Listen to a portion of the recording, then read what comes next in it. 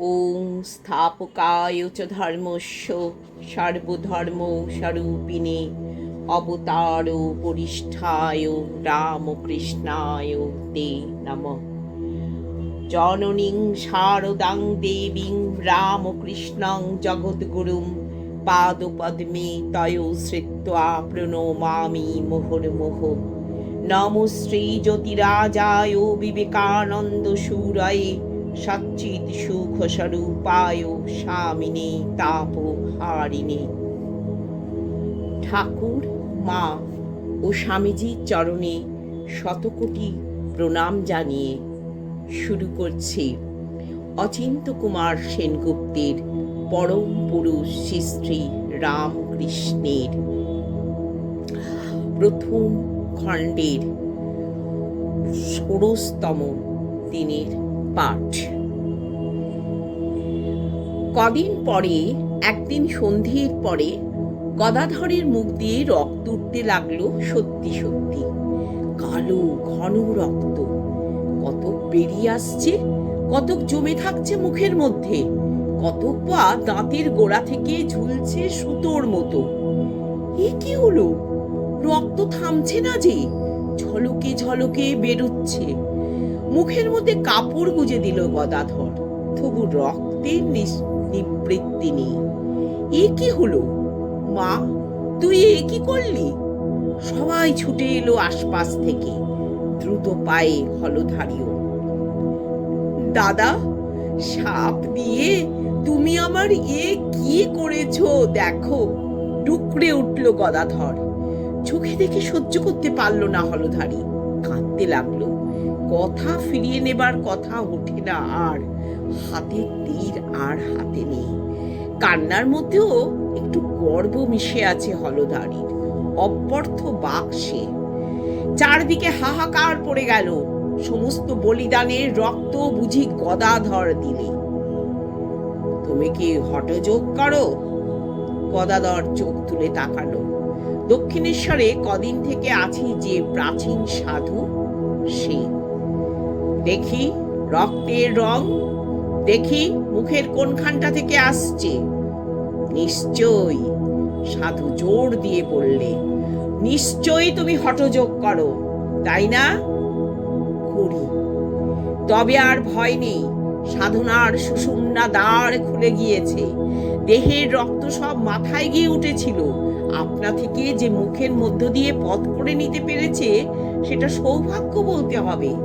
জানো তো, হঠযোগে জড় সমাধি হয়ে যায়।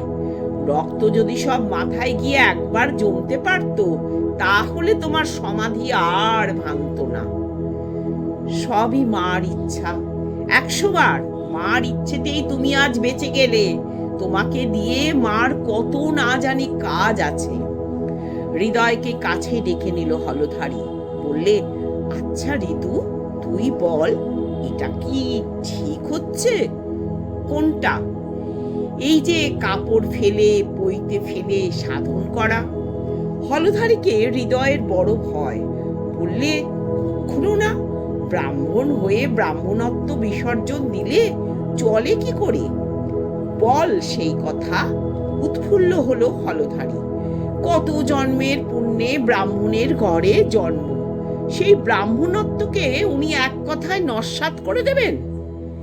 এক কথায় আর সবাইয়ের মতো হৃদয়ও নস্যাৎ করে দিল। বললে, পাগল, বদ্ধ পাগল।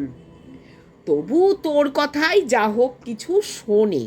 তুই দৃষ্টি রাখবি, বাধা দিবি, যেন ওসব অনাচার না করে। দরকার হয় তো বেঁধে রাখবি দড়ি দিয়ে। পাগল বলে কেটে পড়তে চাইল হৃদয়, কিন্তু মুখে যাই বলুক, তুড়ি দিয়ে উড়িয়ে দিতে পারে না হলধারী। অন্তত যখন পূজা দেখে গদাধরের, দেখে উৎসর্গের উন্মাদনা, ঈশ্বরের আবেশ না হলে কেউ কি এমন বিভোর হয়ে পূজা করতে পারে? ছুটে যায় হৃদয়ের কাছে। ওরে ঋতু, পাগল নয়, অলৌকিক। তাই নাকি? হৃদয় বোকা সাজে। অলৌকিক না হলে এমন কখনো হতে পারে? কেউ পুজো করতে পারে এমন ভাবে? তুই বল দেখি, সত্য করে ওর মধ্যে তোর কিছু আশ্চর্য দর্শন হয়েছে। আমার কি দর্শন হবে? আমি দর্শনে জানি কি? নইলে ওকে তুই রাত দিন এমন চাকরের মতন সেবা করিস কেন? তবু মনে হয় আরো কেন করতে পারি না। তবু হৃদয়ের মুখে তৃপ্তির তন্ময়তা। চিনতে পেরেছে হলধারী, আর তার ভুল হবে না। এবার আমি তোকে চিনতে পেরেছি। নিশ্চয়ই তোর মাঝে দিব্যাবেশ হয়েছে। হিসেবে আর ভুল হবে না আমার। গদাধর হাসে। আবার কখন গোলেমালে চণ্ডীপাঠ হবে তার ঠিক কি? মন্দিরের কাজ সেরে পাজি পুঁথি নিয়ে পড়তে বসে হলধারী। মাথা পরিষ্কার করবার জন্য অ্যাক্টিভ নস্যি নেয়। সেই অ্যাক্টিভ নস্যিতেই খুলে যায় বুদ্ধি। ভাবে, এত শাস্ত্র শাসন কিছু পড়েছে গদাধর, বোঝে কিছু? ডাকো গদাধরকে। তুই এসব কিছু জানিস, বুঝতে পারবি? খুব। কি করে পারবি? তুই তো আকাট মূর্খ। আমি মূর্খ হলে কি হয়? আমার ভেতরে যিনি আছেন তিনি সর্বজ্ঞান। তিনি সকল কথা বুঝিয়ে দেন আমাকে। ইস, মস্ত বড় পণ্ডিত এসেছিস। সব যে তুই বুঝবি, তুই কি অবতার? হলধারী গরম হয়ে ওঠে। এই যে বলেছিলে আর গোল হবে না হিসেবে, মনে করিয়ে দেয় গদাধর। রাখ, তোর কথায় আমার গা জ্বলে। শাস্ত্র পড়িসনি যখন আমার সঙ্গে কথা বলতে আসিসনি। কলিতে কলকি ছাড়া আর অবতার নেই। যা, চলে যা। ঠিক চিনেছি তোকে, আর ভুল হবে না। তুই আস্ত আকাট। ছুটে গিয়ে হৃদয়কে ধরে এনেছে হলধারী। ওই দেখ, তুই বলিস পাগল হয়েছে, আমি বলি ব্রহ্মদৈত্যে পেয়েছে। তা না হলে এমন দশা হয়? তাকিয়ে দেখলো হৃদয়। দেখলো বস্ত্র ত্যাগ করে গদাধর গাছের মগডালে বসে আছে স্তব্ধ হয়ে। ছেলে মারা যাবার পর থেকে কালীকে হলধারী তমোময়ী বলে মনে করত। তমোময়ী মানে তমোগুণান্বিতা। যে তামসিক কর্মের ফল মূঢ়তা, তার যে অধিষ্ঠাত্রী। অবিবেক বা প্রমাদ মোহের যে উৎপাদিকা, যে জঘন্য গুণবৃত্তস্থা।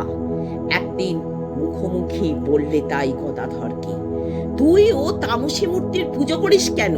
ওতে কি কখনো আধ্যাত্মিক উন্নতি হতে পারে? বরং ও তোকে অধগামী করবে। জানিস না গীতায় কি বলেছে? অধগচ্ছন্তি তামসা। ইষ্ট নিন্দা শুনে বিমর্ষ হয়ে গেল গদাধর। কিন্তু সাধ্য কি হলধারীর সঙ্গে সে তর্ক করে? শাস্ত্র থেকে উদ্ধৃতি দেবারই বা তার বিদ্যে কোথায়? সে সোজাসুজি মাকেই গিয়ে জিজ্ঞেস করতে পারে, মা, তুই কি? তোর রূপে যে এত অন্ধকারের ঐশ্বর্য, সে কি অজ্ঞানের অন্ধকার? মাকে সে তাই বললে সরল ভাবে, বল তুই কি, তুই কে? তুই না বলে দিলে আমি বুঝবো কি করে? আমি কি শাস্ত্র জানি না ব্যাকরণ জানি? যখন তুই আমাকে তা শেখালি না, তখন নিজে থেকে আমাকে সব দেখিয়ে দে। নইলে হলধারীর সঙ্গে আমি লড়বো কি দিয়ে? ও শাস্ত্র জানা পণ্ডিত, কত শত বচন ওর মুখস্থ। ওর সঙ্গে আমি পারবো কেন? তুই যদি কিছু না বোঝাস, তবে বুঝবো হলধারীর কথাই ঠিক। তুই তামসী, তুই। মা দেখিয়ে দিলেন, বুঝিয়ে দিলেন। বললেন, আমি ত্রিগুণাতীত, আবার সর্বগুণাশ্রয়ী। স্বরূপত নির্গুণ, আবার মায়া রূপে সগুণ। নির্গুণ সগুণের অধিষ্ঠান, সগুণ নির্গুণের উদ্ঘাটন। সমুদ্রকে আশ্রয় করি তরঙ্গের লীলা, তরঙ্গকে আশ্রয় করে সমুদ্রের উন্মোচন। আবার আমি আকাশ, সমস্ত গুণের অতীত, প্রবৃত্তি নিবৃত্তি শূন্য। তবে রে! দ্রুত বেগে ছুটল গদাধর। হলধারী পুজো করছিল, একেবারে তার ঘাড়ে চেপে বসল। তবে রে, তুই আমার মাকে তামসী বলিস? মা আমার সর্ববর্ণময়ী, আবার ত্রিগুণাতীতা। এত শাস্ত্র পড়িস, আর তুই এটুকু জানিস না? উচ্ছমানের মতো তাকিয়ে রইল হলধারী। কোথা থেকে কি হয়ে গেল বুঝতে পেল না। মনে হলো এ যেন গদাধর নয়, তার মাঝে সাক্ষাৎ জগদম্বার আবির্ভাব। ফুল বেলপাতা হঠাৎ গদাধরের পায়ে অঞ্জলি দিয়ে বসল। হৃদয় কাছেই ছিল, শুনিয়ে দিল টাস টাস। কি গো মামা, বলতে না গদাধর পাগল হয়েছে? এখন এখন যে নিজেই বড় পায়ে ফুল দিয়ে পুজো করছো। কি জানি, আমি বুঝি পাগল হয়ে গেলাম। বিহবলের মতো বললে হলধারী, তোর মাঝে আমার স্পষ্ট ঈশ্বর দর্শন হলো। কর্মত্যাগ হয়ে যাচ্ছে গদাধরের। গঙ্গা জলে তর্পণ করতে গিয়ে দেখে আঙুলের ভেতর দিয়ে জল গলে পড়ে যাচ্ছে। ছুটে গেল হলধারীর কাছে, শুধলে, দাদা এ কি হলো? একে গলিত হস্ত বললে হলধারী, তোর ঈশ্বর দর্শন হয়েছে। ঈশ্বর দর্শনের পর দর্পণ থাকে না, কোনো কর্মই থাকে না সমাধি হলে। ঠাকুর বললেন শিবনাথ শাস্ত্রীকে, যতক্ষণ তুমি সভায় আসনি ততক্ষণ তোমাকে নিয়ে কত কথা, কত গুনগুঞ্জন। যাই তুমি এসে পড়েছ অমনি সব কথা বন্ধ হয়ে গেছে। তখন তোমার দর্শনেই সুখ। যতক্ষণ হাওয়া না পাওয়া যায় ততক্ষণই পাখা চালানো। যখন হাওয়া আপনি আসে তখন আর পাখার দরকার কি? তখন তার স্পর্শ নিয়েই আনন্দ। রাসমণির কালী মন্দিরে গদাধর আর পুজো করছে না। কামারপুকুরে চন্দ্রমণির কানে খবর পৌঁছল।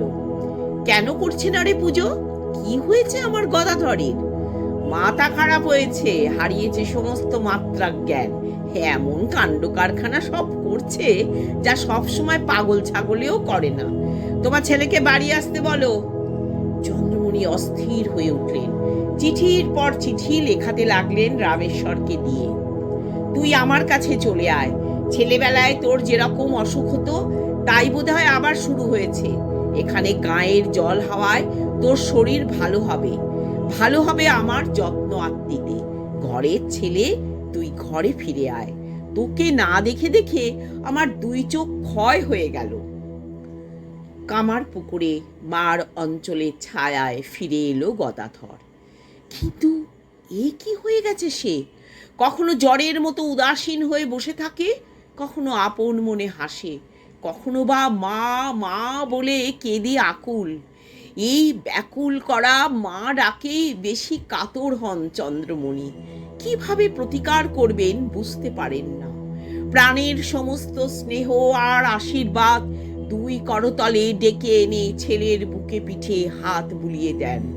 একটু বা সুস্থির হয় গদাধর। হাসি খুশি হয়ে স্বাভাবিক স্বাস্থ্যে সকলের সঙ্গে আলাপ গল্প করে। কিন্তু কতক্ষণ সেই স্বভাব স্থিতি? কিছুক্ষণ পরেই আবার সেই ভাবাবেশ, সেই বহির্জ্ঞান শূন্যতা। আচরণে না আছে লজ্জা, না আছে ঘৃণা, না আছে ভয়লেশ। একেবারে নির্মুক্ত, নিশ্চিম। ঘর সংসার বলে কিছু আছে সে সম্বন্ধে চেতনা নেই। লোক লজ্জা বলে কিছু আছে, নেই সেই সংকীর্ণ সংস্কার।